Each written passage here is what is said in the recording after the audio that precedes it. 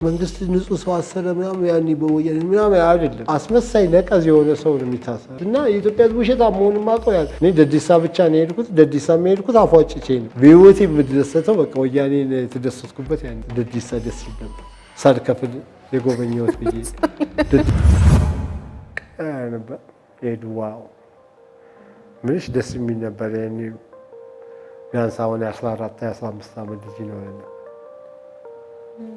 ከሷ ጋር ብዙ ነበር ልጅ ግን ሳንወልድ መሞቷ በቃ ይቆጭኛል በጣም የደነገጥኩት ልጅ አፍቅሪያት አይደለም ቁጭ ሄደን ትዝታ እንጂ ከወ ሄደን ቢባል መሞቷን እያወቅሽ አስቢ ሰሞኑን ልክ እየገረመኝ አንድ ሰው አንድ አይነት ተግባባችሁ በእግር መሄድ ደስ ይላል በጣም ልምምድ ይፈልጋል ዝም ብሎ መሄድ አይቻልም የምር ቆይ ጠርሙስሻን ቢያገኝ አይቆርጥም ሰው እንዲረዱ በባዶ እግር መሄድ ኢንተርናሽናል መብት በጫማ መሄድ ውዴታ አሁን በፊት ቦሌ ነገራቸዋል ያኔ ሲቀመ የሆነ ቤቶች አውልቅና ለጋርዱ ሰተ በእግር ግባ ያለ ሳም ጥሩ ለውጥ ነበር ስመጣ ደግሞ ሞተር ተገለበጠና ደግሞ አደጋ ደረሰ ወይኔ ማይችል ልጅ ነበር ልጁ ሲነዳን ይዘልይ ወረድ ግን እንዲይዟቸው ሊገለበጥ ነበር አይችልም ልጁ ላይ ከዛ ያው ጎርጊስ ነው ገፋኝ እንዲያቸው ሰዎች በርሜል ቆይ ከዛ እዚህ ላይ ወደቀ ሞተሩ ታዝዬ ገባው ጧት ሻንጣ ዝዬ ወጣ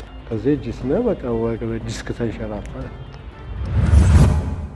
ያው አሁን እስቲ ቤንሻንጉል እየፈለኩ አው ወገቤን የሚጠግኑኝ እነሱ ስራ ስር ስለሚያውቁ ምናምን ፍቅር ስለሚያውቁ የብር ሺናሻ ምናምን በቃ ደስ ሲሉኝ በእውነት ሀመርም ከሆነች ዝለልት ከተባልኩ እሱን ዘልዬ አሁን ፍቅር ከያዘኝ ያደርጋል ፍቅር መስዋዕትነት መክፈላል አንድ በጀርቤ አንድ በደረቴ ሁለት በእጅና በግራና በቀኝ ይዤ ልጆቼን ብሎ አሁን የጓጓሁት ልጅ በፍቅር ነው የምወደው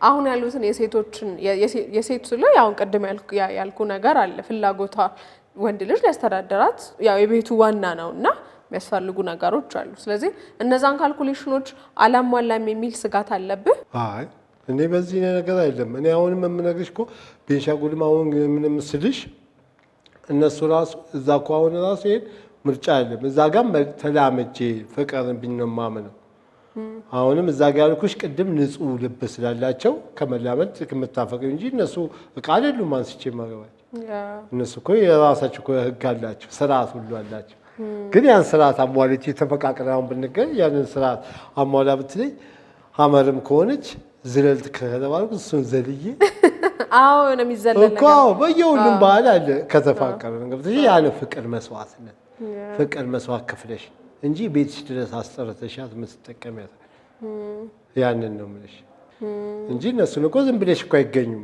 ዳይመንድ እኮ ናቸው ከዳይመንድም በላይ ናቸው ዝም ብሎ የሚገኘው የከተማ ሴት ብቻ አሁን ራሳቸውን ያረከሱ እናቶቻችን ክብር ያወረዱ አሁን የዩቲዩብ በጣም ቆሻሻውን በቲክቶክ የሚል እየለቀቁ ያሉት ኢትዮጵያ ያልሆነ ባህል ጡታቸውን ቂጣቸውን በቃ ያን ስድብ ንግግር ያ ላይክ ቅድም ነገርኩሽ እኮ ላይክ እና ስድቡ እነሱ ያንን ኮሜንት ቁጥር ብዛት ነው እንጂ ኢትዮጵያ ባህላችን አወርደውት እውነት ነው እንደገና እዛ ጋር የሚጽፈው ቁጭ ብሎስ ባያውያን ቢያል እንትንሽ እንደ በቃ ያን ምን አስባል ይስቲ እንዳለ ይስታው 90% መልመድ ምን 99% ያለከና እንዴት የሴት ልጅን ክብር እንዴ እናትሽ እኮ በያት ሴት ልጅ አስቢ እና ይሄን እንዲያደርጉ ያሉትን ሰዎች ባሉበት ዘመን ላይ አስቢው አሁን ሰውን ወደ አውሬነት እየቀየሩ ነው ይሄ ራሱ መንግስት ራሱ ይሄንን ሃይማኖት አባቶች ይሄንን ማውገዝ አለባቸው ኢትዮጵያ ሴት ባህላችን እየጠፋ ነው እንደ የውጭ ዜጋ አደረገችና ያቺኛዋ ለምን ኢንስታግራም ላይ የምትየውን ኮፒ ከምታደርግ የራሷን አታረግ ኪሮሽ ስትሰራ ለምን አትታይም ወይ ጥጥ ስትፈት እውነትን እኮ ድንቅ እኮ ነው እውነትን ነው ለዛው ባህላችንን ማስተዋወቅ ታዲያ ተከብራ በዛው ውበቷ እስቲ የኢትዮጵያ ሴት ሙሉ ቀሚስ ለብሳያት እንዴት እንደምታምር ከምር እኮ ነው የምልሽ ኢትዮጵያ ጸጉሯን ተሰርታ ምናምን ጥርሶቿን ጉራማ የተነቅሳ ምናምን ለምን አትታይ ያንቂጥና ጡቷን ስለሳይ ተወዳጅ አይደለችም እኮ አንድ ቀን ሸቀጥ ነች እንዴ እና እንደዚህ አይነት እየወረዱብሽ ምናምን ስ ኢትዮጵያ ያሳፍራል። እስቲ አሁን የብዙዎቹ የገጠሮቹ ሰዎች ደስ አይሉሽም? ባህላቸውን ለብሰው ሲጨፈሩ እንዴት እንደሚያምርባቸው። አሁን ሁለቱን ብታስተያይ ትክክለኛ እይታ የቱንም ውብ አስቢ። ሁሉም ሰው ቆሽቱ እያረረ ነው እና ሰውን ደግሞ ሰይጣኒዝም ለማድረግ ወደ መጥፎ መንፈስ ምን ይሰራል?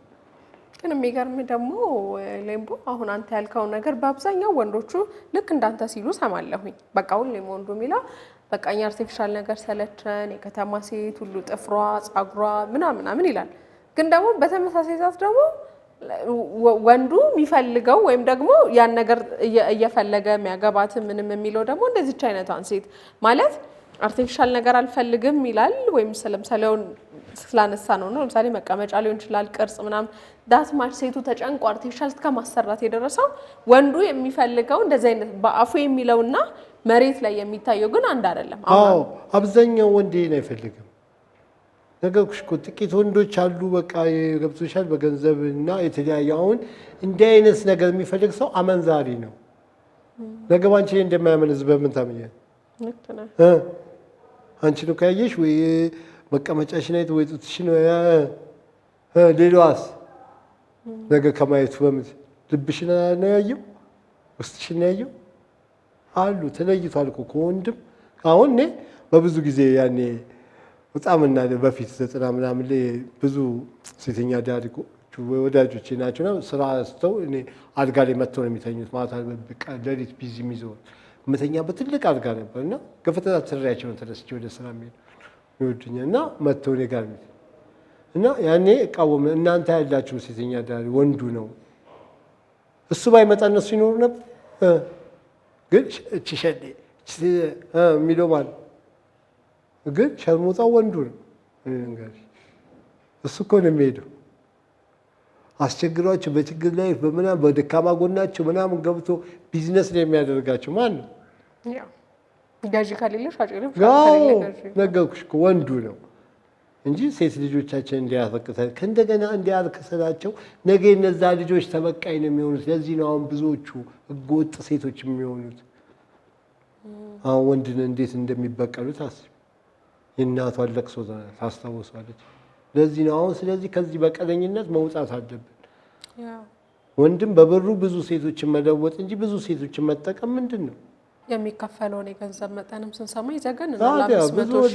ታዲያ ቂጥ ሌት የሚበተንበት ድንግል ሴት በፊት 100,000 ብር ነበር ያለ 90 ምናምን ላይ እንግዲህ 99 የምነግርሽ የዚህ ደላላ ሴቶች አሉ ከውጭ አገር እንግዲህ ፈረንሳይ ሀገር ምናምን እንግሊዝ ሀገር ኖሮ የመጡብኝ አሁን ብዙ ቁማርተኞች እናውቃቸዋለን። ግን ያን ምልሽ አሁን እነዛ ሰዎች ሴት አሁን ደግሞ በዚህኛው ላይ ተስፋ አድርገውት ወደ 1 ሚሊዮን ብር ገብቷል። 1 ሚሊዮን አስቢው ምንድን ነው? ቆይ ያ ባለስልጣን ያ ባለ ሀብት የዛች እድሜ እኮ እያለ የእሱ ልጅ ብታደርጊው ዝም ይላል? ዝም ይላሉ? እንዴት እንደሚሆን አስቢ። የእሱ ልጅ የሆነች ገላመጥካት ብሎ መሳሪያ አውጥቶ ሊገድልሽ ይችላል። ያንቺን ልጅ ግን ሲጫወትባት ያ እና ሴጣኒዝም እየሆነ ነው። ስለዚህ እነዚህ ጥቂት ሰዎች ናቸው አልኩሽ በገንዘብና ከእንደገና ወደ በቀለ እና ብዙ ጥናት ያስፈልገዋል። ብዙ ሰርች መደረግ አለበት። የሰው ልጅ ከህፃነቱ ጀምሮ ሴት ልጅም በስነ ልቦና የተጎዳቸውን ገብቶሻል እንድታገግም ማድረግ አለብን። ልጅም ወንድም ይሁን ሴትም በቃ በሽ ቤተሰቡ አልቆበት ከሆነ እሱ ልጅ ተጠግኖ ካላደገ ነገ ቤተሰቦቹን አጥፊ ሊያጠፋ ይችላል። እና የሴስ ቡኳራ እየፈጠርን ያለ ነው። አሁን በዘር ውስጥ የሚጂ በምን ውስጥ የሚጂ እየፈጠርን ያለ ነው። ስለዚህ ቆመን ልናስብ ይገባል። እውነት ነው። ሌምቦ ለመጀመሪያ ጊዜ ያው እንደማይ ባዶ እግርህና የምትታወቀው በዛ ነው። ቀደም አንስተናልና ለመጀመሪያ ጊዜ ባዶ እግርህን የሆንከው ወይም ካስተዳደግ ከልጅነት ጀምሮ መቼ ነው የመጀመሪያው ጊዜ? 92 ላይ። በምን ምክንያት? በቃ ምንም ምክንያት የለውም።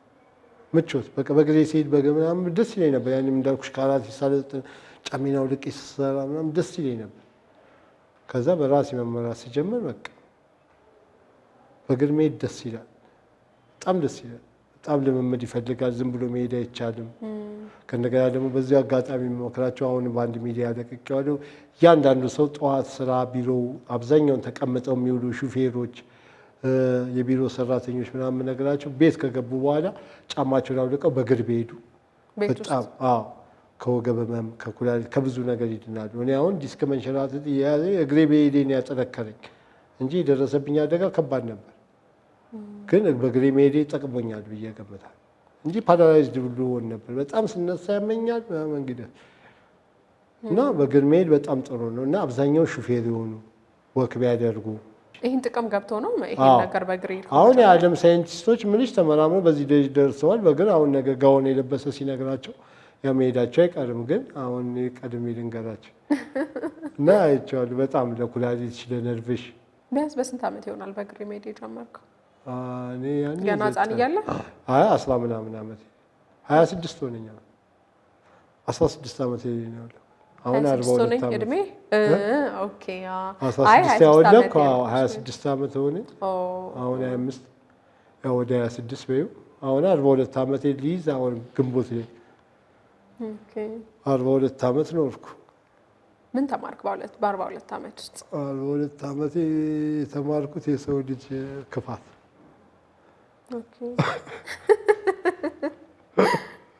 በጣም የተገነዘብኩት ቢኖር የሰው ልጅ ክፋት እና ፍቅር ቢኖር የት እንደምንደርስ ተማሩ እና እኔ ፍቅርን መረጥኩ።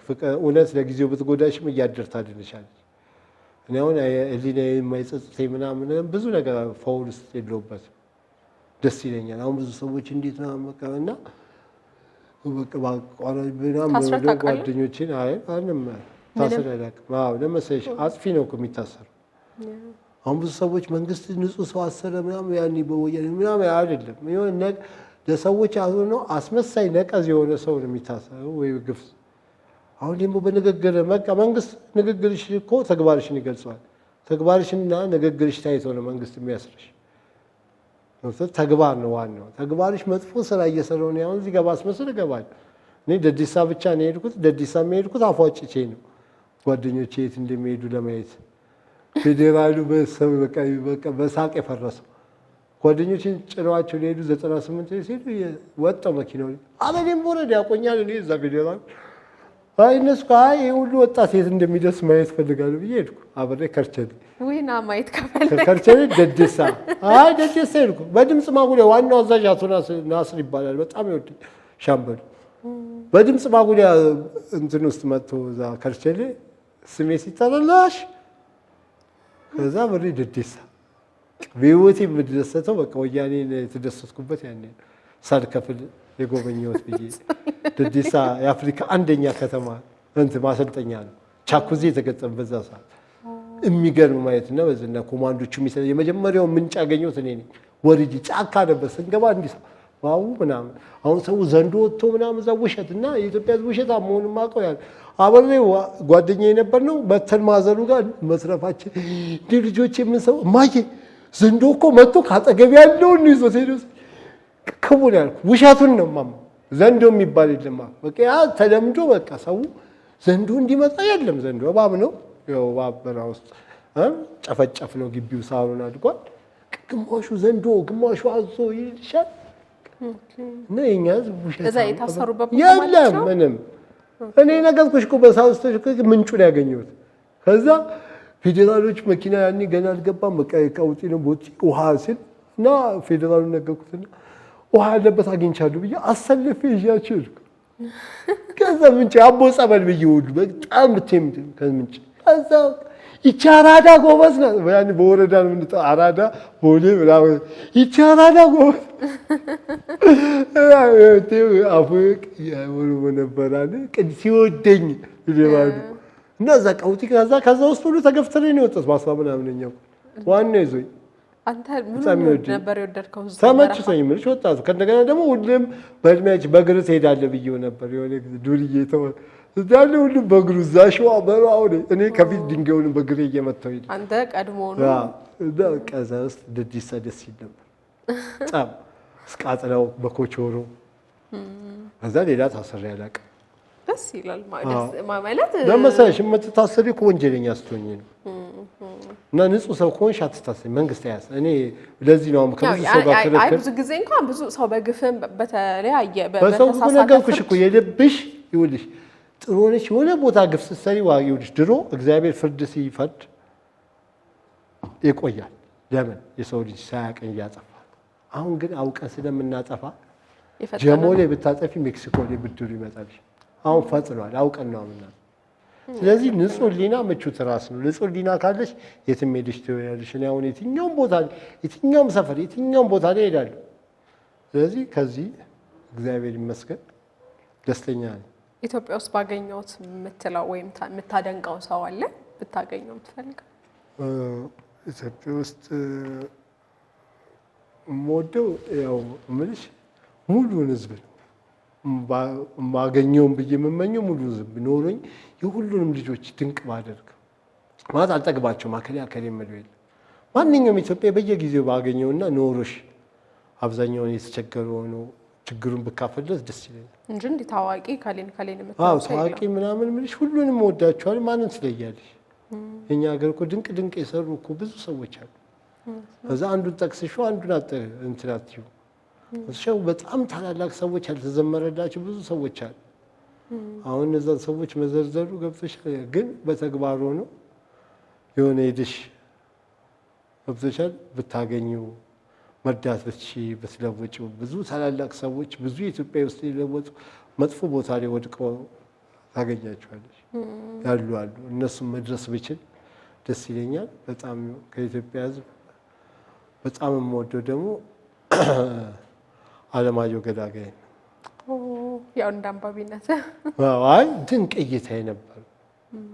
ኢትዮጵያን አሁንም እያደረገ ያለው ነገር ድንቅ እና በአካዳሚ ያን ኪሎ አውቀዋለሁ ማለት እና ያንና ትክክለኛ ሰው እይታው ንባቡ እና የሱ መጽሐፍ ቢያንስ የሰው ልጅ ቢያነበው ትንሽ እና አለማየሁ ዋሴ ደግሞ በጣም ሁለት አለማየሁ ዋሴ በጣም እሱን ደግሞ አሁን እንደዚህ እንዳልኩሽ ቅድም እንዳልሽው ብታገኘው የምፈልገው ሰው ቢኖር አለማየሁ ዋሴ አግኝቸው ማለት 1 ዓመት እንዲያስተምረኝ 1 ዓመት በጣም የምመኘው ቢኖር እሱ ነው። 1 ዓመት ከሱ በቀን 2 ቃላት በጽዋቶች ላይ ማለት እኔም ባለኝ ገብቶሻል ላይ እንዲጨምርልኝ እሱ ያደርግልኝ በጣም ደስ የሚለኝ ሰው ቢኖር እሱ አለማየሁ ዋሴ። ያው ከሰማኝ ያለበት በጣም ባህር ዳርም ቢሆን መልካም። እንግዲህ ስለ ባዶ እግር ሳንወጣ ብዙ አሁን አስተፈሪያኖች ኢትዮጵያ ቅድስት ሀገር ነች ብለው ባዶ እግራቸውን ይመጣሉ አንዳንዶች። መንፈሳዊ አባቶችም እንደዛው በራሳቸው ትርጉም በባዶ እግር ይሄዳሉ ከተጋድሎ አንጻር።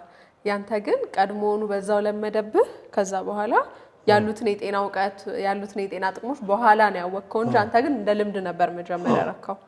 እኔ አንድ ምን መሰለሽ እትዬ አቦነሽ የሚባሉ አሉ። ህፃን ሆነን በእግራቸው ሄዱ። እድሜ ልካቸው ሄዱ።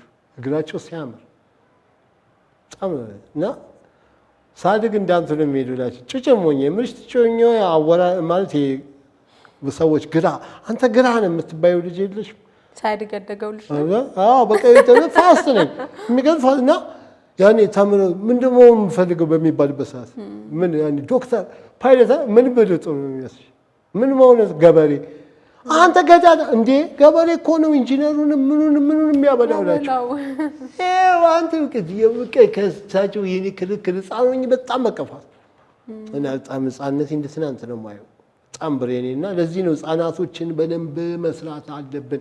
በጣም አደምን የሚያሽከረክሩ ህፃናቶች ኢትዮጵያ ውስጥ አሉ። ዳሜጅ እየሆኑ ነው። ለዚህ ነው ልጆች ላይ ያልኩሽን የምልሽ እኔ አሁን ልጆች ላይ ትኩረት እኔን በደንብ መሰንዘን ያ ነው የልጅነቴን አውቀዋል። እኔ የልጅነቴ በ7 ዓመት የተናገርኩት ቃል አሁን አስታውሰዋል እና ያኔ የነበረኝ እይታዎች ምናምንና እነዛ ህፃናቶች ደግሞ በአሁን ያ የልጅነት ያመለጠኝን ነገር በአሁኑ ህፃናት ላይ እንዲያመጣቸው አልፈልግም እና ቢቻለኝ በቃ ብዙ ነገር ማድረግ የምፈልገው ያንን። ስለዚህ አሁን ሌምቦ ጠርሙስ አይወጋህም፣ እሾህ እንትን አይቆርጥም፣ ጥይት አይበሳው ተለማምዷል እና በቃ እግሬን በጣም ወደዋለሁ። በእግሬ ሲሄድ ደስ ይለኛል። የምር ቆይ ጠርሙስ እሾህን ቢያገኝ አይቆርጥም? አይቆርጥም በእውነት ደግሞ እግሬ አይናለሁ እላለሁ። የትኛውም ሰፈር ይዘሽኝ ሂጂ። አሁን ብዙ ቦታ ኢትዮጵያ ክልሎች ሄጃለሁ፣ እንቅፋት አይመታኝም እና ለራሴ የምለው ያን እግሬ አይናለሁ እላለሁ። ደስ ይላል። አንዳንድ እንደውም ትላንትም እያጫወትከኝ ነበረ በባዶ እግር ለመሄድ ወይም ለመግባት የማይፈቀዱባቸው ቦታዎች ሊኖሩ ይችላሉ በህይወት እስካሁን እና ምን አጋጠመ ወይስ ምን መፍትሄ ታደርጋለህ? እንደዛ በባዶ እግር በነገራችን ላይ ሰው እንዲረዳ በባዶ እግር መሄድ ኢንተርናሽናል መብት፣ በጫማ መሄድ ውዴታ ነው። የትኛውም የምትከለከዩ ቦታ በእግር የለም። የፈለግሽ ቦታ በእግር በጫማ የምትከለከይበት ቦታ አለ። የጫማ አይነት ዲዛይን አሁን በፊት ቦሌ ነገራቸዋል። ያኔ ስኒከር የሆነ ቤቶች አውልቅና ለጋርዱ ሰተ በእግር ግባ ያላቸው ተመልሶ ጫማ ላይ አንድ ከመሀላቸው ግበሽ ባዶ እግር መብት ስለሆነ ግን ብዙ ሰዎች ይሄን መብት አይጠቀሙትም፣ አያውቁትም። ሁለተኛ በአንዳንድ ቦታ ላይ እንዲህ የኛ በሻ ቆሽሽ ያለ ልብስ ከለበሽ ያው አመለካከቱን ይዩ ያቺም እኛ ጋር በቆል ልብስ ነው እና አንዴ ከጓደኛዬ ጋር ከፊልድ መተን ነው ሶሪ ሄደን ከዛ እየተጠጣ ምናምን እያለ እዚህ እንትን ሮሚና የሚባል አለ መናኸሪያ ጋር እና እዛ ቤት ያለ ምግብ ይመቸኛል። ሮሚና ጋር ለምን ጥብሱ ምናምን አይበላም በሌላ ቦታ ኦኬ ተባለና እዛ ሲሄድ መኪናው ሹፌሮች ወርደው እኔ ከሆነ ሰው ጋር እያወራሁ እነሱ ገቡ። ከዛ እኔም ወደ ኋላ ቀርቻለሁ። ከዛ ልገባ ስል ጋርዶች ወዴት ነው ምናምን ነገር ልገባ ነው ጓደኞቼ ገብተዋል አይቻልም ማለት ነው። ከዛ እንዴ ገነት ተፈቅዶልኝ ሲሆን እንዴት እከለከላለሁ አልኳቸው። ጋርዶቹም ደከመው ምልሽ እንደዛ ጋርዶቹም ደከሙ። እዛ ባሉ ደግሞ ያኔ ታክሲ ስንሰራ ሶከም ምግብ ቤት የሚባል አለ። ከዛ መናኸሪያ እዛ ጀርባ ነው የምንውለው። አሁን ብዙዎቹ ያውቁኛል ያኔ። ከዛ በቃ ሱቁ ምናምን ነገር ባሉ አስገቡት ነው እና ገነት ተፈቅዶልኝ ሲሆን ስትከለከይ አሁን ብዙ ቦታ ላይ እንዲህ አሁን ይሸማቀቁብሻል። ወይ ደግሞ አሁን እቺ መታለች ስልክ ስትይጂ ያሳልፉሽ። አይገርምም? እውነቱን እኮ ነው። ለሲኦል ምግብ ቤት አውቀቀች ስቃይ ምግብ ቤት ስልኩ ያወጣል እንቀበሏል። እርግጠኛ የሚሉት እንደሱ ነው። አሁን ያቀይ ቦታ ነው ያው እንደዚህ አዘዝ የሆነ ቤት አሁን ገብቼ ቁጭ ብዬ አስተናጋቸው ነገር ዱቅ ብላለች። አውቄ ነው ኪሴ ከስቸዋል ስልኬ። ከዛ የሚታዘዝ የለም ባልሰማ ይሳብ ገብቶኛል። ከዛ ስልኬን አውጥቼ አወርቼ መጣች። ከዛ ምን አለ አልኳት። ከዛ ይኸው ስልኬ ያወጣል ምን አለችልኝ? አይ ምንም በቃ ውስጥ ይላል ታዘዘ። ከዛ ከውስጥ ደግሞ ምንሽ የሚያውቀኝ ሰው አይጠፋም። ኬፍ ሲለኝ ተሸማቀቀች። ከዛ የሆነ በለው በትትና ምንሽ እኔ እንትን አይላቸውም። ስለዚህ መቼም ጫማ ላታረግ ቃል ገብታል ወይስ ቢሆን አጋጣሚ ልታረግ ትችላለህ? አንድ ጋዜጠኛም እንዳንቺ ጠይቀኝ ነበረ። አሁን እንዴት ነው ፍቅር የጫማ ፍቅር መስዋዕትነት ነው ብያታለሁ። አሁን ፍቅር ከያዘኝ አደርጋለሁ። ፍቅር መስዋዕትነት መክፈላል። ኦኬ ለፍቅረኛ ስትል አይ ፍቅር ከያገበሽ ሆነ አድርግ ካልቺ ለፍቅረኛ ኦኬ ፍቅር አንዱ መስዋዕት ማድረግ ስለሆነ ፍቅር መስዋዕት ስለሆነ ብያት አሁን ፍቅር ስትለኝ አይ አደርጋለሁ። ስለዚህ በቃ ባዶ እግር እስካሁን ፍቅር አልያዘም ማለት ነው። አዎ ከያዘኝ እና ማለት ከሷ ጋር ተፋቀረን ከመጀመሪያው የፍቅር ግንኙነት በኋላ ምንም አመታትን 10-20 አመታትን ምንም አይነት ከፍቅር ግንኙነት ነፃ ነበር ማለት ነው። የምርህና በእውነት ራስን ታርቃለህ ወይስ የህይወት አጋጣሚ የለም? ምንም በቃ የህይወት አጋጣሚ አልመጣም። ከዛ አንድ ቀን እንደውም የሆነች አሁን የተቸገርኩት በዛ ቦሌ ቡልቡላ በጣም የደነገጥኩት ልጅ ማለት ፍቅሪያት አይደለም። እሺ ቁጭ ሄደን ትዝታ ቁጭ ሄደን አልኩሽ አይቷ አለባበስ እቺም በጣም ያለች ነች። አለባበሳቸው አንድ አይነት እሷም ጣጣ ይደገብሽ እቺም ምትለብስ ሹራብ ምትለብስ ተነጎዳያ ሻሽ አስተሳሰራቸው ከነገና ሶስቴ ነው በቀን ውስጥ ገጠመኝ። አንዲ ሳንተዋወቅም ከሷ ጋር እንደይቻ የሆነም ቲማቲም ነገር ከጀርባ የመታስተውና ቃላቸው እና ባስሞት ነው በቃ ደነገጠ። እሷ ነበር የምትያዝ ነገር የለም። ሰሞኑን ልክ እየገረመኝ እምትገርም ልጅ አንድ ሰው አንድ አይነት ተግባባችሁ? አልተግባባ ምንም አልወራሁት በቃ እያየኋት ከእንደ ልክ በሆነ ገጠመኝ እንገጣጠማ እኔ የሆነ ስወጣ እሷም የሆነ ስትወጣ ከዛ ባለፈው መታ ቲማቲም መገዛው እሷም የሆነ ነገር ልገዛ ስትመጣ አንቺ ክወ ኤደን ቢባል መሞቷን እያወቅሽ አስቢ። የሚያስደነግጥ ሰው እንደዚህ እህት ምናምን ይኖራት አይ አይደለች እርግጠኛ አይደለም አያውቃቸዋለሁ።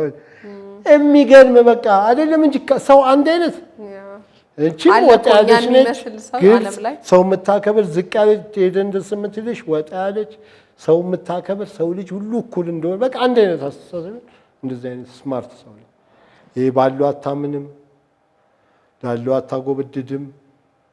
ሰው ልጅ በሰው ልጅነት ነው የምታከብረው። ታዲያ ሰላም አትላት ነበርችኝ በጣም አይ ደነገጥኩ። ሙጭ በጣም ቀይደ እና የሆነ እዛ ጋር አሁንም አይና የሚገርምሽ 4-5 በሆነ መንገድ አገኛታለሁ። የሚገርምሽ በቃ ይሄ ነገር የበዚህ ደረጃ ከተገጣጠማችሁ በእውነት ቁጭ ሰላም ብትላት ግን መልካም አይ ነገራት አለብያለሁ። አዎ እኮ ነገራት ከቱ ዘመድ ነሽ።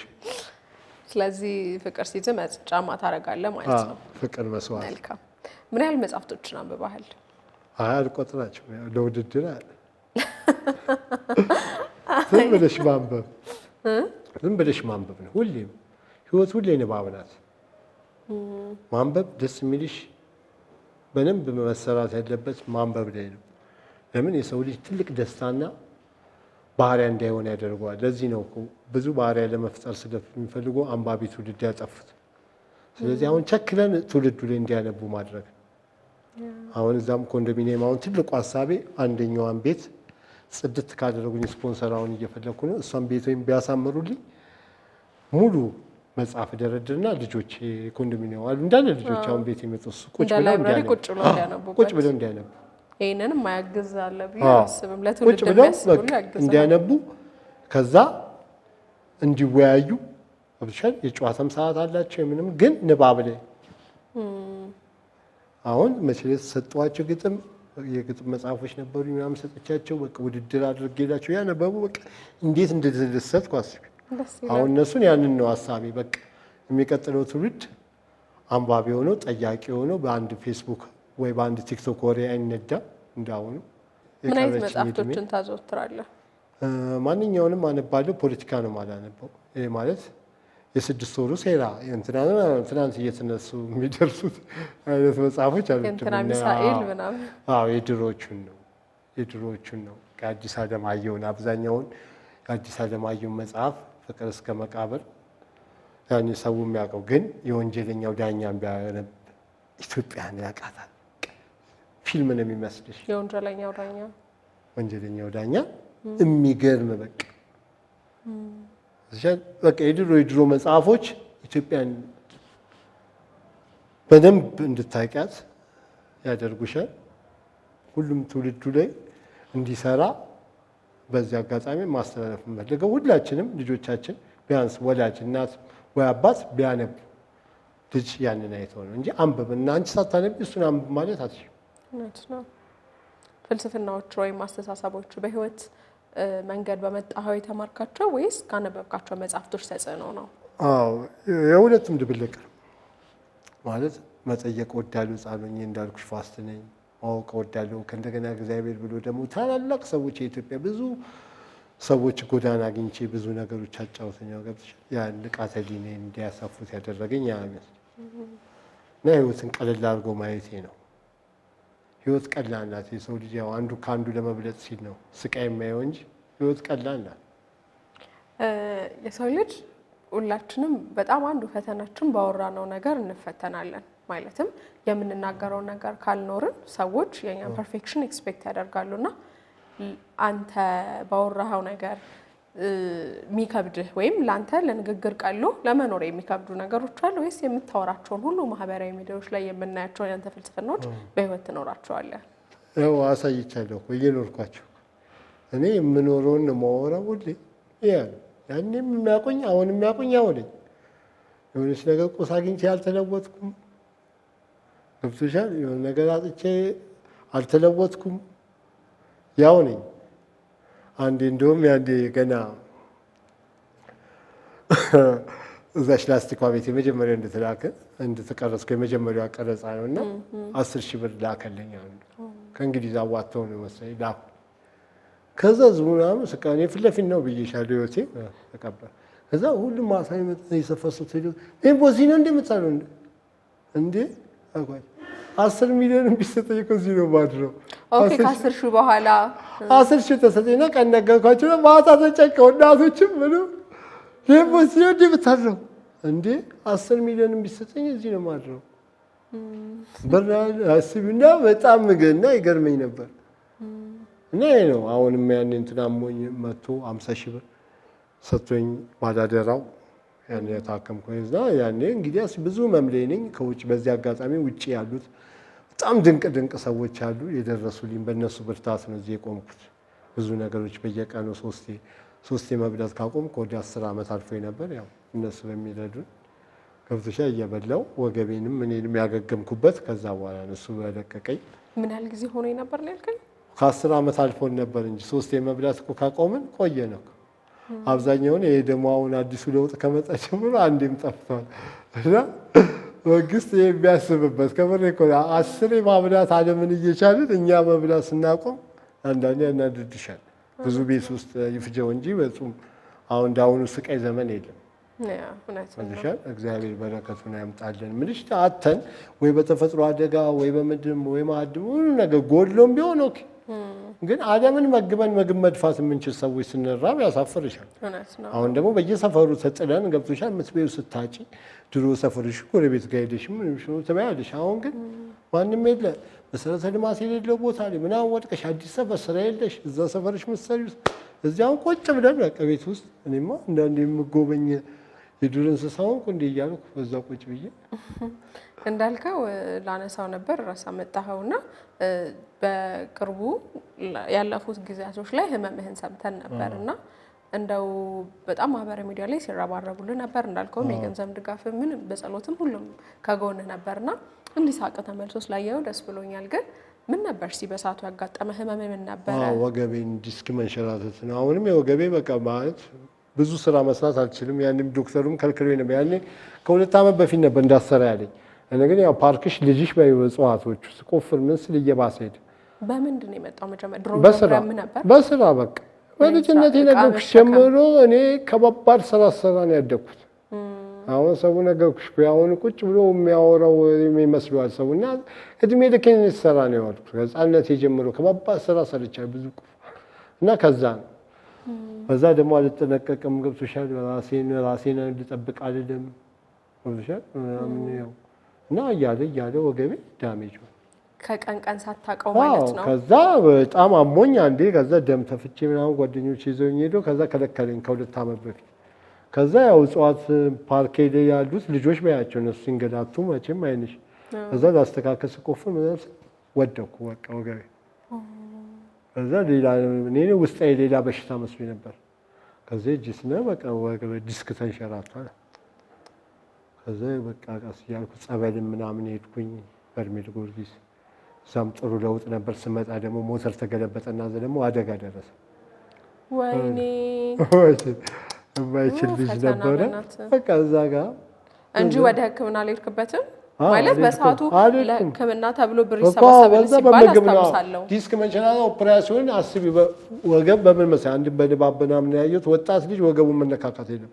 በውጭም ያሉ ሰዎች ብዙ ትልልቅ ሰዎች አማክር ያለው ውጭ እንኳን ከ70 ዓመት በኋላ ከሆኑ ነው ኦፕሬሽን የሚያደርጓቸው እንጂ የሰው ልጅ ወገብ አይነካም። አሁንም ሌላው በዚሁ አጋጣሚ ማስተው ወገብ ኦፕሬሽን አይሆንም ወይ በኤክሰርሳይዝ ገብቶሻል ቦታው ላይ ይመጣል። ብዙ ሰዎችን ዳሜጅ ነው የሚያደርጓቸው እንደዚህ ኦፕሬሽን መጥፎ ነው። ከዛ ያንን ብዙ ሰዎች ስለነገሩኝ ኦፕሬሽን አይደኝም ዶክተር አልሆንም አልኩ። ከዛ ቀስ እያልኩት እንዳልኩሽ መጣጣና ከዛ ከሞተር ስገለበጥ ከዛ ስመጣ መንፈሳዊ ቦታ ሄደ ለውጥ እንዳገኘ ደህና እንደመጣ ምስክርነት አይቻለሁ። ምስክርነት ሰጥቼ እዛ ሞተር አሁን ትልቅ አደጋ ነው የጉልበት የሚገርምሽ ድሮ ልጅ ሆኜ የተሰነጠቀው ይሄንን በጭቃ ነው የለጠፍኩት። አሁን በሰው ግሽልጥ ብሎ እኔ አፈር ነው መዳኛዬ እንዲያርጌ አልተሰፋሁትም። ይኸውልሽ ግን ተፈጥሮ እንትን ከትልቅ ድንጋይ መጥቶ ነው የተከፈለው የሚገርምሽ። እና ከዛ ሞተሩ አሁን እዚህ ላይ ነው የወደቀብኝ። 3 ሰው ይዤ እኮ ነው የወደቅኩት። እኔ ከኋላ ነበርኩ አይደል ልጁ ሲነዳን ዘልዬ ወረድኩ። ግን እንዲይዟቸው ሊገለበጥ ነበር አይችልም ልጁ ለካ። ከዛ ያው ጊዮርጊስ ነው የገፋኝ እንዲይዣቸው ሰዎች 3ቱም ጥፍራቸው አልተነካም። በርሜል ከዛ እዚህ ላይ ወደቀ ሞተሩ 3ቱም ጥፍራቸው አልተነካም። ደስ ተደሰቱ። ታምር ብለው እዛ ጊዮርጊስ ነው በቃ ሄደ። ከዛ ታዝዬ ገባሁ። ጠዋት ሻንጣ ዝዬ ወጣ ጊዮርጊስ አዳ። ከዛ ስመጣ በቃ ፍሪ ሆንኩኝ ምናምን። ግን አስቢና ይሄን አደጋ እያለበት ነው እዚህ ላይ ወደቀብኝ። እንግዲህ አስቢ ስዱ ምንም እግሬን የተቆረጠ ግን አልነካህም? ጀርባህን አልነካህም? ምንም። ከዛ አንድ ነው የወደኩት ስል ከዛ የዞረ ከዛ ልክ ስመጣ ለካ ወባ ይዞኝ ነበር። ኦኬ። ከዛ ታይፎይድ ይዞኝ ነበር። እዛ ትንሽ አየሩ ጥሩ አልነበረ መሰለኝ። ከዛ ሽንት ኢንፌክሽን አንዳንድ ሰውነቴ ቲሸርቴ ጨመቅ ጀመር። በምላብ ከዛ ኢንተርቪው ሰጠሁት። ከሶስተኛው ቀን በኋላ የታመምኩት ህዝቡ ደግሞ ከውጭም እየደወለ ሌምቡ በረከት ይደርብኝ እንዲህ ልመልህ። እኔም ሳይ በጣም ደስ ብሎኝ ነበር። እዛ በወደ ይዤው ጠንቼ ጓደኞችን ከዛ በሞቴን ሁሉ በቃ አሁን የሚሰጠኝን ቤት በፍቅር ኑሩበት ምናምን እያልኳቸው ሁሉ በቃ እኔ አልተርፍም። አሁን ያኔ ደግሞ ሊፈርስ ነው ምናምን ተብሎ እየተነገረን ስብሰባ ነበር። ቤት ተሰጥቶ ነው? አዎ ኮንዶሚኒየም አሁን ልማት አሁን ቦሌ ቡልቡላ የገባሁባት ማለት ኦኬ። መጀመሪያ የነበረችን ቤት ቀይሬ ነው እኮ ነው እና እቺኛው ቆርቆሮ ላይ ትፈርሳለች ተብሎ ያኔ ታመሜ ከዛ 10 ምናምን ቀን አልበላም ሰውነቴ ይላል። ከዛ እኔ ቀልድ አንተ ሌምቦ እንደሆነ ተቀለ እኔ እየቀለድኩ ነው ማለት ደስ የሚልሽ አምቦኝም ቢሆን እቀልዳለሁ ደስ ከዛ በሉ ተፋቀሩና እቺም ቤት እንትን በሉባት ምናምን እያልኩኝ ከዛ ወሎ አንዱ የሚያቀያ እናቱ ጋር ሲለኝ ቀጥታ ወሎ ለአንዱ ደወልኩለት ካናዳ ወዳጅ አለ እሱ ብር ላከልኝ ተነስቼ ወሎ ከዛ ወሎ በቃ ደስ የሚልሽ ቆንጆ አድርገውኝ አቤት አቤት ፍቅር አየሁ። እዛ መርሳኔ ሄድኩት እንግዲህ አያውቁኝም አስቢ ያላቸው ፍቅር እናትየው ወደውኝ የልጃቸው በአፍ ባፌ ነበር። ማታ ጉርሻ ሶስት ይዞኝ ይኸው በ5 ቀን ነበር ደርሼ ለመምጣት የበዛሁት። ጦርነት ሆኖ 20 ቀን ቆየሁ። ያቺ መርሳሌ በጣም ቀውጢ ጦርነት አለ 20 ቀን እና በቃ የእሳቸው ሶስት ይዞኝ አሁን በቃ በቀን የሚደውሉት እናቴ ሰው ለውጥ አየህበት? ህክምናውን ለውጥ አየህበት? ቆንጆ የሚገርምሽ ከዛ በኋላ ወዲያው ለወገቤም ሌላ ነበር አድናለሁ ብሎኛል። ከበዓል ያኔ የጾም ጊዜ ነበር የሄድኩት በፍስጉ ጊዜ ብለውኝ አሁን ያው ሀገሩ ሁኔታ መንገዱ ሀገራችን እኮ ሰላም ብትሆን እኮ በየቦታው መድኃኒት እንግዲህ በዚህ አጋጣሚ ቅድም ብለኸኛል ፍልስፍና ሲባል ሰዎች የሆነ ሌላ በጣም ዓለም ያደርጉታል ምናምን ብለኸኛልና ከዚሁ ጋር ተያይዞ በርሜልም ከመሄድህ አንጻር ሰው ፈላስፋ ሲባል እምነት ያለው ወይም ሃይማኖት ያለው የሆነ የራሱ ዓለም ያለው ፈጣሪ የማያምን ምናምን አድርጎ ይስላልና ሌምቦ በእምነት ላይ የነበረ ነገር እንዴት ነው ደግሞ አሁን ወደ መንፈሳዊ ቦታ የሚደፈው ስም ስላገኘ ስትሄድና ስትመጣ ያለ እምነት ላይ የነበረ ነገር እንዴት ነው? እምነት ምንሽ ማንኛውም ሰው ልጅ እምነት አለው። ሃይማኖት ፍልስፍናውን ሰው የሚለው ፈላስፋ ሰው ምናምን ፍልስፍና እይታ ነው። አንቺ እይታ ሌላ ነው፣ የአንዱ እይታ ምናምን ሰውና ያ ነው ፍልስፍና። ፍልስፍና ማለት ትርጓሜ እይታ ነው እና የምናይበት መንገድ ነው እና ሰው ሌላ ታምር አድርጎት እኛ ምጻን ሆነስና በቃ ያ ነው አንዱ ስለጎደለንም ኢትዮጵያ ውስጥ ትልቅ ችግር የተፈጠረው ፍልስፍናን ማለማወቅ። እይታችንን ገብቶሻል። በደንብ ብናከብረው ሁሉም በሚያይበት አንግል እኛም በዛ ጫማ ቆመን ብናስተውል የተሻለች ሀገር እንገነባ ነበር። በእምነት ደረጃ ደግሞ ያው ጠንካራ ነኝ ብዬ ለራሴ የምልሽ አለኝ። በጣም በእግዚአብሔር አምነን ከዚህ በፊትም ከሞት ድኛለሁ በስላሴ ገብቶሻል። ባታ ያድነውኛል እና በርሜል ጊዮርጊስ በቃ ፉል ኮንፊደንስ ነበርኝ ሲሄድ አሁንም ትንሽ ለየት ያለ ነው ማለት እንደሌላ አይደለም። ነገሽ ነው እዛ ሄጄ ሰው አስቢው በዛ በረሃ እንግዲህ ያን በረሃ ታውቂዋለሽ። እንደዛ አንድ ቀን አልደከምኩም። ሰው እዛ ጋር በቃሬዛ ይዘው ሲሄዱ አይተሽ ያንዱን አገርም ሰው እሱንም እረዳለሁ። አብሬያት የሄድኩ ሴትዮ አሉ እሷን ጠዋት እናደርሳለን። ቀኑን ሙሉ ስመላለስ ነው። ገዳም የመሄድ ልምዱ ነበረ? አይ የለኝም እንደዚህ ጉዝ እና በቃ የመጀመሪያ ገዳም የሄድኩት አርሴማ ጁሮ አርሴማ እንሂድ ብለው ከዛ እዚህ ናዝሬት አርቶ አርሴማ እና እንደዚህ ማህበር ጉዞ እና በፊትም ከርቀቱ አንፃር ልጅነቴ ሳይ ያ በረሃ ላይ ነገርኩሽ እኮ እኔ ነገርኩሽ የልጅነት እድገት በቃ እንደዛ ይወድ ነበር። እና አንድ ደግሞ ሴትዮ ከአልጋ 10 ዓመት ሳትወልድ ነው እዛ ደጋፊ ያለው እንግዲህ ካለ ምንም ልጇን ሳትይዝ ምናምን ብቻዋን ነበር። አንተን ሊያዝልኝ ነው ጊዮርጊስ ከመኪና ጀምሮ አበሪያት ጓዝ ነበር። አሁንም እንደዋወላለን። መስዬ እናታችን ድንቅ እና የጊዮርጊስ በረከት ትልቅ ደርሶኛል ብዬ የማምነው በዚህ ነው። ለምን በዛ አይነት ምንም ምግቦች ሳላደርግ ያንን በሽታ ያን አደጋ ደርሶብኝ እንዲተርፌ መቆሜ ወጥቼ መጥቼም እዚህ ፌንት ሰርቼ በታመም ከውስጥ ያለውን ሲያወጣው ነው ብዬ ነው ያመንኩት። ወጥቼ እዚህ እንዳለ ደቃቅሞ ሁሉም ሽንት ኢንፌክሽን አለኝ ዶክተሩ፣ ታይፎይድ አለኝ። ምን ያህል እነሱ ትንሽ ቢቆዩ ብዙ ባይሉኝ እዛ አይ ወባማለኝ። ግን ያ ሁሉ ሆኜ ሰውነቴ የሚያወጣው ላብቴ የሚጨመቀው ከዛ እኔ ደግሞ ወባ በህይወቴ ይዘኛል ብዬ አስቤ አላውቅም። ከዛ ወዲያ ሁሉ ነገር አሳየኝና ኮል በኋላ ሁሉ ነገር 15 ቀን ተሰቃየው፣ በ15 ቀን ከሰመ። ስለዚህ እምነት ያድኖኛል፣ ሂድ እምነት አድነዋል ብለዋል። ደስ ይላል። እንኳን ድነታ እኔ እውነት ደንግጬ ነበር በሰዓቱ። ምክንያቱም ያንን ያቺ ሸራ ቤት ላይ ሆና እንትን የተቀረጽኩ መስፈን ቀረጸኝ ያልከው ደግሞ ሌላም ቪዲዮ አይቻለሁኝና ንግግሮችም የሚረሱ ስላልሆኑ ከዛ ያኔ ደግሞ የዛን ጊዜ ቀረጻ የሆነ እንደዚህ እንዳሁኑ ጺም ምናምን እንትን አላልከው ነበርና እንዲያስብ እኮ አሁን እኮ እንደ ቀልድ እኮ 10 ዓመት ነው። ከረጅም ዓመት በኋላ ነውና እንዴ 2007 ይሄ ልጅ ምናምን ብዬ ሳይ አሞ ምናምን የሚል ሳይ ወይ በስማም በጣም አዝኜ ነበር። ሰው አረጀ። አሁን ደግሞ ትዳር እንዳላገኝ አረጀ እያለ ወይ ነው እንደዛ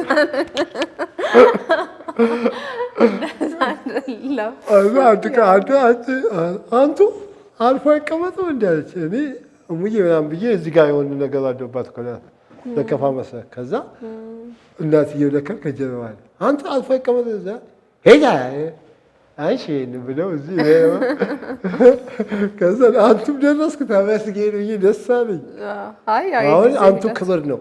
በጣም ደስ የሚለኝ አንቱ በባድ ደስ የሚለኝ እኛ ሀገር አንቱ አንወድ ለምቦ የምናውቀው ይሄ በንግግሮች ፍልስናዎች፣ ከዛ ደግሞ ከተፈጥሮ ጋር እንታረቅ፣ አትክልቶቻችንን እንንከባከብ፣ ተፈጥሮን እናዳምጥ፣ ራሳችንን ያው በእግር ከመሄድም ጀምሮ ትላለህና አሁን ደግሞ ከሰሞኑ እንግዲህ እንደምታየው አሁንማ እየለመድነው መጣን መሰለኝ። መሬቷም እየከዳችን እየተንቀጠቀጠችብን ነው። የምንሰማቸው ብዙ ተፈጥሯዊ የሚያስደነግጡ ነገሮች አሉ። በሀገራችን ካልክ በመሬት መንቀጥቀጡ፣ ከሀገራችን ውጭ ደግሞ ያው በአሜሪካም እንዳየው የእሳት ቃጠሎና እንደዚህ አይነት ነገሮች እየበዙ ነውና ምን ትላለህ እስቲ በወቅታዊ ጉዳይ ላይ? እኮ አንድ ከ6 ዓመት በፊት ተናግሬያለሁ። ተፈጥሮ ካልጠገናት ካልጠበቅናት ታጠፋናለች። ይኸው እየተደረሰ አወደምናት፣ መልሱን እየሰጠችን እያወደምናት ነው። የምንጠግነው ነገር የለም። እድሜ ጠገብ ዛፎች እየወደሙ ነው። ውቅያኖሶች ከፍታቸውን እየጨመሩ ነው። ሙቀት ጨምሮ የማሊያ በረዶ እየቀለጠ ነው። ውቅያኖሶች ከፍታቸውን ይጨምራሉ። ብዙ ሀገሮች ይሰምጣሉ። ብዙ ማዕበል፣ ጎርፍ ምናምን እንደሚኖር ከዚህ በፊትም ደስ የሚልሽ እንደ ኦሾ አይነቱ ድንቅ ተናግሯል። ያው ኦሾን እብድ ነው እያሉ ሰው እንዳያነበው ብዙ እይታ እንዳያይ እንጂ ቀድሞ ተናግሯል። ኦሾ የሶስተኛው የዓለም ጦርነት ከተፈጥሮ ጋር እንደሆነ የምንሰራው ስራ ይህን ዛፍ ስናወድመው ኦክሲጅን ከየት ታመጫለሽ? አሁን እኮ አዲስ አበባ ለመልማት የሁሉ ዛፍ ሲነሳ ያየው የሙቀት መጠን የሁሉ መኪና ጭስ ምን ይስበዋል? ምንም እኛ ውስጥ ነው የሚገባው። አሁን ነገ ተሻሽሎ ያ ዛፍ አድጎ ምናምን እንደሚቀጥለው ትውልድ ነው። ግን የሚቀጥለውንም ትውልድ የሚሆን ዛፎች ነው መትከል ያለብን። ስርዓቶች፣ እጽዋትን፣ ተፈጥሮ መጠበቅ። ዛፍ ከሌለ የሰው ልጅ አለቀ። ዛፍ ባይኖር ዓለም የለችም። ስለዚህ አሁን በየቦታ የመሬት መንሸራት ምናምን የራሳችን ግፍ ስራ ነው። ተፈጥሮን ከጠበቅናት እሰየው ታኖርሻለች። ከጠገንሻት ካወደምሻት ታወድምሻለች። ከዛስ እኛ ስንወድም እሷ ግን ገነት መሆን አይቀርም። የሰው ልጅ እኮ ነው እንጂ የሰው ልጅ እንዳለ ቢጠፋ እኮ ምድር ገነት ነች። እጽዋቶቹ በድንቅ ያድጋሉ፣ አበቦችም ያበባሉ፣ ፍሬ ያፈራሉ። እጽዋቶች የሰው ልጅ ነው አውዳሚ። ስለዚህ አሁን ከዚህ ወጥተን ቆመን ሁላችንም የተሻለች ለልጆቻችን ፎቅና ቁስ አይደለም ማውረስ ያለብን መልካም የአየር ንብረት ያላትን ኢትዮጵያ ነው። አሁን ደግሞ ሁላችንም ተፈጥሮ ላይ ተረባርበን እንስራ። አሁን ያፋሩ ቆንጆ አንድ ጎን ቢኖረው በአንድ ጎን ደግሞ ጥሩ ውሃ አመጭቷል ተብሏል። ግን አይቀርም እምልሽ እኔ ከ6 ዓመት በፊት በሰሜን ሸዋ በምን መሬት መንቀጥቀጥ እንደሚደርስ ማለት ከራሴው ተናግሬያለሁ። ካልጠገን ነው ብዙ መሬት መንሸራተት ብዙ ቦታ ይከሰታል። ማለት ይሄንን መሬት መንቀጥቀጥ ይደርሳል ብለህ ተናግረህ ነበር? መሬት እንደሚንሸራተት ለምን መሰለሽ? ተራሮቹ የሚይዛቸው ዛፎች ወድመው። ይሄ እኮ ቀላል ነው። ብዙ ነገሮች ተናግሬያለሁ እኔ 6 ኢንተርቪዎች አሉ። ብዙዎች አሁን ሃይማኖት አባቶች ለምሳሌ የሚሉት ከኃጢአታችን ከቁጣችን አንጻር ነው። ሳይንሱ ደግሞ የራሱ መላ አይደለም። ኃጢአት ማለት ምን ማለት ነው እኮ? ኃጢአት ማለት እኮ ትክክል እኮ ሳይንስ እኮ ኃጢአት ማለት ተግባሩን ስንረሳው በቃ ተፈጥሮ እኮ እግዚአብሔር እውቀት ሳይንስ የመጣው ከማን ነው እኮ? ከፈጣሪ እኮ ከተፈጥሮ ነው እኮ። እነዛ ገብቶሻል። ሃይማኖትም ደግሞ የመጣው ምንድን ነው? የተፈጥሮ ሕግ ነው የሚያስተምርሽ። እስቲ ገዳማቶች እኔ በምን የተከበቡ ናቸው? በደን እድሜ ዘገብ ዛፍ የምታየው የት ነው? ኢትዮጵያ ኦርቶዶክስ ማለት ነው። ኢትዮጵያ የለችም። አሁንም ደረት ነፍቼ የምነግርሽ የኢትዮጵያን የአየር ንብረት ያስተጋባው የኢትዮጵያ ኦርቶዶክስ ቤተክርስቲያን ገዳማቶች እድሜ ጠገብ እነዛ ናቸው። ልጅ እነ ዋርካ፣ ግራር፣ ዘንባባ፣ ዝግባ ምናምን ዝናብ የሚሰቡት። ይሄ አርቲፊሻሉ ወደ ጎን ነው የሚያድገው። ከዛ ፈንገል ይላል በነፋስ። የኛ ግን እዚህ ጋር የሆነው ጀሞ ያለሽውን ቱሊዲምቱ ልታገኙ ይችላል። ስሩን ወደ ታች ነው የሚያድገው። ያ ነው ጥቅሜና አንቴናቸውን ይዘረጉና ጉሙን የሚያወርዱት ያ ነው ዝናብ። ድሮ ትዝ ይልሻል ሕፃን ሆነን አዲስ አበባ አብድና ዝናብ ይወዳታል። ሕፃን ሆነን ትዝ ይልሽ ክረምቱ ነፍ አይል የሚመስል። ከዛ እስከ አጣናውን ስንት ዓመት ሆነን ወደ 10 ምናምን ዓመት 16 አዲስ አበባ ዝናብ እየቀነሰ ሲመጣ የክረምቱን የጮህ ነበር። በፍቅር ነው ዝናብ የምወደው እኔ። ጉም ካወረድከው እደበደባለሁ ብዬ ሱፍም ደበስኩ ቆሜ እደበደብ ሙሉም በሰብሳለሁ። አንዴ በሰብሳለሁ ብዬ በረዶ የቀላቀለ ወርዷል። ንቅንቅ አለ በስብስ ብዬ ደስ ነው የሚለኝ ዝናብ። እና ይሄ ነው አሁን ያንን የሚስቡ ዛፎች እየወደሙ አሁን ቶሎ ብለን እድሜ ጠገብ ዛፎች እና አገረኛ ዛፎች የውጭውን ትተን ፕላስቲኩን አዲስ አበባን ስናስባት ፎቅ አሁን አንዱ ሰውዬ ሲነግረኝ ውጭ ሀገር 500 ካሬ ሲሰጥሽ 75ቱ ለግሪን ኤሪያ ነው። ኢትዮጵያ ውስጥ ፎቁ ዙሪያውን ይገነባል፣ አንድ ዛፍ የለም። ትንሽዬ እንኳን ቦታ ብትሆን ኮንቲነር ቀጥሎ ሱቅ ነው። 4 ዛፍ እንኳን አይተክልበትም። ስለዚህ ይህንን አሁን አመለካከት ትተን ተፈጥሮን እንንከባከባት፣ ትውልዱን የተሻለች ኢትዮጵያ እናወርሰው ብዬ አምናለሁ። ሌምቦ አሁን ያለበት ቋሚ መተዳደሪያ ምንድን ነው? ምን ላይ ነው ያለኸው? አይ ምንም የለም። በቃ አሁን ስራችንንም እዛው ፈረሰ። ዛፉም ፓርክ ላይ ነበር የምሰራው። እንዴ ፓርክ ፈረሰ? አይ ፓርኩ ሙሉ ለሙሉ ሳይሆን ያው ማለት የሆነ በጣም ያመመኝ በኋላ ምናምን ተፈጥሮን ካልጠገሽ አንዴ መስሎ ታገላለች። ታዲያ እኔ መሰለ ገነት አሁን ደግሞ መብራቱ ይነኳል ተብሎ ቆረጡብኝ። ስለዚህ ሁሉ ነው የተነሳብህ? አይ ቆረጡት፣ አጫጭር አደረጉት። ግን አሁን ቆንጆ ዲዛይን አድርጌ ልሰራውን ኮሪደር ሲለማም ዋናው ነግሮኝ አይነካውም። ደስ የሚልሽ ግን እሱ ጋር ብዙ ያው ሰሪ ነበር። አሁን እዚሁ ጀሞ እንትን ቦሌ ቡልቡላ ቁጭ ብዬ 3 ወር ከቤት አልወጣ። ለምን አስብ ምን ትሰሪያለሽ? ስራሽንም አቁመውታል። በዚህ ላይ ጤናዬን እንደ አሁን እኮ እግዚአብሔር በቸርነቱ እኮ ያኖረኝ።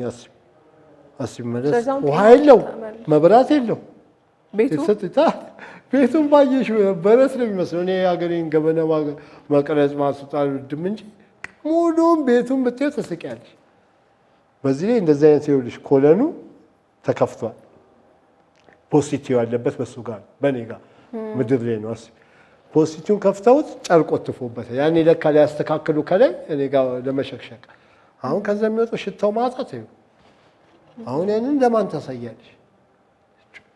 አስቢ። ከእንደገና የሚሰጥ ብር አለ የኔ አልተለቀቀም ጨርሶ።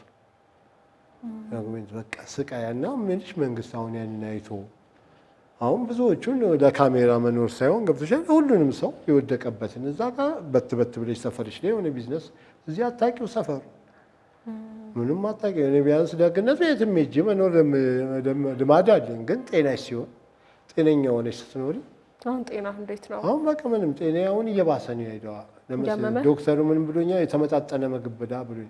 የተመጠነ ምግብ በጠፋበት ሀገር የተመጠነ ማጥቻለሁ አልኩ። የተመጣጠነ ምግብ ብላ ወገብ እንዲመለስ አለኝ። የተመጠነ ማጥቻለሁ እኮ ሀብታም ስትሆን ስትፈልግ፣ ድሀ ስትሆን ስትችል ነው የምትበላው አልኩ። ገብቶሻል? ከባድ ዕቃ ምናምን አለመሸከም አይደለም ይመስለኛል። ከባድ አሁን ደግሞ ምን ውሃም በሳምንት አንዴ ነው የምትመጣው እዛ ቀዳል። አሁን መቼ ቀደውና ልብስ አጠብኩ አንቺ ላብ ከዛ ደነገጥኩ ለራሴ እዚህ ያለብሽ እንደዚህ አይነት ስሜት እኔ ቸግና ማለት ቀኑ ሙሉ ሰራ በፊት ስለምሆን እና አንቺ ተነገርኩ ልቤ ጥምልግልግ አይደል አይ ሳልበላ ምናምን ብዬ ሳስበው በደንብ በልቻለሁ። ደግሞ የሚገርምሽ እራሷን አንዳንዴ የምበላ እንትን አትልም እኮ አይደለ? ሴትና ሱስ ብለኸኛል፣ ግን የሌላ ነገር የለም። በቃ አሁን ምንም እኮ እሱን ስገላግል እሱ እያለ ነበር መሰለኝ ኃይል ያለኝ። አይ ያኔ ምናልባት የጎዳህ ጎዳኝ ያኔ። ከእንደገና ዲስክ መንሸራ ከባድ አያደርስ ለሰው ልጅ። እኔ ጀግና ስለሆንኩ ነው። ስለዚህ ህይወት ድራማ ናት። ህዝቡም ተዋናያን ነው፣ ፈጣሪም ደራሲው ነው። እሱ የደረሰልሽ ነቅተሽ ተውኝ። ሰው ሁሉ ስቃይ የሚያየው በራሱ ድርሰት በራሱ ድርሰት ሊድ ብሎ ነው ሰውየው በራሱ ፈጣሪ ከደረሰልን ድርሰት እሱ የደረሰልሽ አንቺ አሁን እሱ ደርሶልሻል። እሱ የደረሰልሽ በንቃት ስትተውኝው ህይወት ትጣፈጥሻል። በራሳችን ስናዘጋጃት ነው ቅድም እንዳልኩሽ ህይወት የምትጋጭበት። ስለዚህ አሁን የሚሰማኝ ወይም ቢሆን ማለት እርዳታው ከተባለ ከዚህም በፊትም አይ ቲንክ መልክተኛ ይሁን ባላደራው የገንዘብ ባላደራው መጥቷል አይደል? ባላደራው እሱ ሰጥቶኝ ያኔ እሱ ከዛ በሱ ነው ሁሉ ያን ክረምት የወጣሁት እና ሰው ደግሞ አንዳንዱ 50 ሚሊዮን ብር ያደርገውና በዚህ ነው ወጥሻል። ብዙም የሆነ ከውጪ ወዳጅ እንዳለሽ ጠላት የሚሆንብሽ ሰዎች አሉ። ልክ እንደ ትልቅ በር ያን በር በቃ ለሕክምና የሚውል ነው የምትበይ በምትጠጭበት በትክክል እንኳን ብትበይ ብትጠጭ እኮ በወር የምትጣፊ። እኔ ደግሞ ምለው ቋሚ ነገር ቢኖር ብዬ አስባለሁ። እና እኔ አሁን ያኔ ምን መሰለሽ አሁን ሰው ቢያደርግልኝ የምፈልገው ሻማ ማምረቻ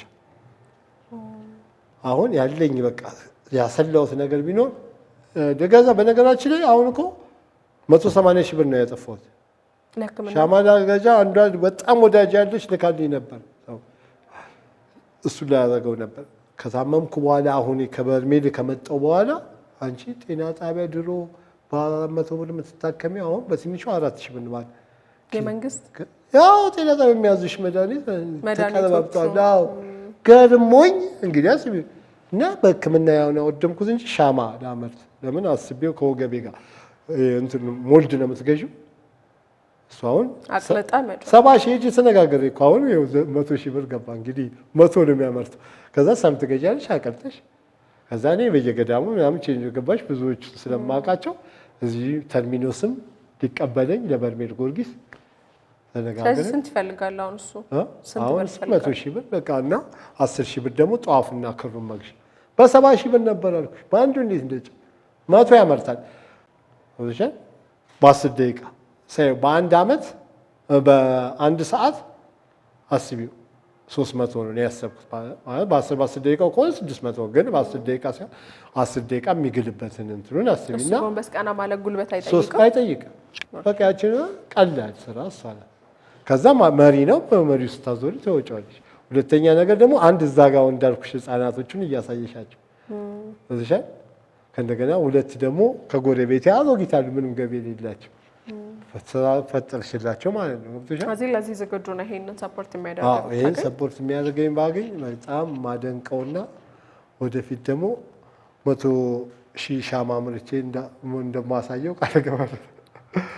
በጣም ለመሰለሽ እሱን በጣም አጥንቼ ልሰራ የነበረውን ታመምኩት እንጂ እሱን ጥቅምት ላይ ነበር የምገዛው በደንብ እኮ ስለ አሁንም ቢሆን ለሕክምና ተብሎ እንዲህ ቢሰጥ አሁንም ሕክምና ላይ ተጠፋለ ሕክምና ተብሎ ስለዚህ ሰው ደግሞ ይሰለቻል። ማይሰለቸው ፈጣሪ ነው። እኔ ደግሞ ምንሽ አልወድም። እኔ አሁን ያመጣ እንጂ አሁን ሁሉም ወዳጅ ሲደውሉ ምናምን ሳቅ ጨዋታ እንጂ እኔ በህይወቴ በሚዲያ መጥቼ እንዲህ ብዬ አላውቅም።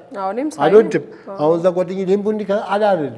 ለመሰለሽ ሰው ልጅ ሳታወሪ የምትግባቢበት ዘመን ነው ያለሽበት ሰው በቃ ያ ነው እንጂ እኔ እንደዚህ አይነት አልወድም። ግን አሁን ያንን ላደርገው ብዬ ይሄ መሞቱ ለዛ ሳውለው በጣም ያ ፕሮግራም ነበር እኛችን ነገር ገዝቼ ያን አድርጌ አሁን ከቤቱ ልዋጭ ጋር ደግሞ እንዳልኩሽ አሁን እነዚህ ልጆች እያደረኩ ያን ባድርግ መጽሐፍሽን ታሟላለሽ። ቢያንስ በወር በትንሹ የሆነ ገቢ ይኖርሻል።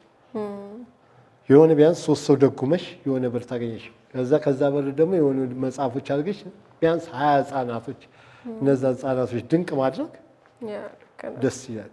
እንግዲህ አንተን ጥንት ጀምሮ ነው የምናውቀው አሁን እንደ ቲክቶክ የመሳሰሉ ሶሻል ሚዲያዎች ሳይኖሩና አሁን ደግሞ አይደለም ለእንዳንተ በፊት ጀምሮ ለሚታወቅ ቀርቶ ብዙ ታለንቶቻቸውን የሚያሳዩበት ሆኗል። ቲክቶክ የሚባለው ፕላትፎርም ሌሎችም አሉታዊም አዎንታዊም ተጽዕኖ ቢኖረውም በትክክለኛውም በመጥፎ መንገድ ቢሆን ቅድም ያልካቸው መጥፎ የሆኑ ነገሮችን ቢኖሩ ደግሞ መልካም የሆኑም ሰዎች ደግሞ እንዲታገዙበት አድርጓልና ታዲያ ሊምቦ ለምንድን ነው ይሄንን እድል የማትጠቀምበት? ከዝናው አልፎ ኪስ መደጎሚያም ሆኗል ዛሬ እና ለምንድን ነው ያንን ያልተጠቀምክበት? በሶሻል ሚዲያ ማናየህ ለምንድን ነው? በሶሻል ሚዲያ መሰለሽ አንድ ምን አለው መሰለሽ ሰው በሳይለንቱ ነው ብዬ አሁን ብዙ ሰዎች ያኔ ከውጭ ማለት ሊምቦ ለምንድን ነው በስምህ ሌላ ሰው የሚነግደው? አንተ ይቅርታ ቆይ በስምህ አለ አንተ ነህ አይደለም? በጣም ብዙ አለ ብዙ 200 300 ብዙ አሉ ከ10 በላይ ሊምቦ ቲክቶክ ራሱ አንዱ ያያይቶ አንተ ግን የለህም? የለኝም። እኔ አሁን የጀመርኩት መኮንን ሊምቦ ብዬ በቃ አሁን ትክክለኛውን እናስቀምጥላችኋለን። መኮንን ሊምቦ ብዬ አሁን ጀመርኩ። መኮንን ሊምቦ ብላችሁ ቲክቶክ ላይ ብትፈልጉ ታገኙታላችሁ። በስም እንዳይከፈት ፎሎወር ቁጥር ታስታውሳለህ? ወደ 6000 የሚጠጋ ፎሎወሮች አሉ። ትክክለኛው የእሱ ነው። እስከዛሬ ስትከተሉ የነበረ ሌላ በተሳሳተ ሐሰተኛ አካውንት ነው ተመሳሳይ። ስለዚህ ትክክለኛው የመኮንን ሊምቦን የቲክቶክ አካውንት ፎሎ እያደረጋችሁ እነዚህ የመሰሉ ተወዳጅ ሀሳቦቹን እንግዲህ ማየት ትችላላችሁ ማለት ነው። አብረን ስለነበርኩ እስካሁን ስቱዲያችን ስለቆየ ከልብ አመሰግናለሁ። እሺ እንግዲህ ውድ የእይታ ሾው ቤተሰቦቻችን ፕሮግራማችን እስካሁን እንዳያችሁት ነው ማለት ነው። ከመኮንን ኃይለማርያም ጋር ወይም ደግሞ ሊምቦ ጋር የነበረን ቆንጆ አዝናኝ ፕሮግራሚን ይመስላል። ብዙ ነገሮች እንዳገኛችሁበት፣ እንደተማራችሁ፣ እንደተዝናናችሁ ተስፋ አደርጋለሁኝ። በሌላ ጊዜ በሌላ የእይታ ሾው እንግዳ እስክንገናኝ ድረስ ቸር ቆዩ።